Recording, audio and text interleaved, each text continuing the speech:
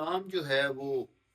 حقوق اللہ اور حقوق العباد دونوں کا نام ہے، تو کچھ لوگ حقوق اللہ کو تو ہم یہ دیتے ہیں لیکن حقوق العباد کو نظر انداز کر دیتے ہیں،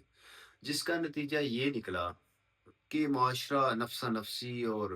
افراتفری کا شکار ہو گیا، اور اللہ کی منشا اور ہدایت کے مطابق جو صالح معاشرہ بننا تھا وہ نہیں بن سکا۔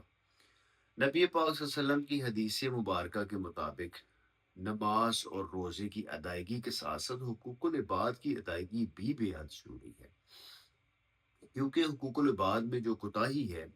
وہ نماز روزے کی نیکیوں کو ضائع کر دے گی۔ تو نبی پاک صلی اللہ علیہ وسلم نے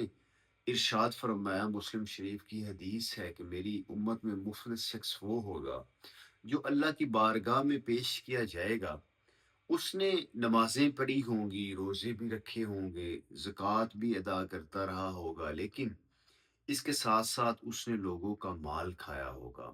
لوگوں کے حقوق اس نے پورے نہیں کیے ہوں گے، بہتان باندھا ہوگا، تو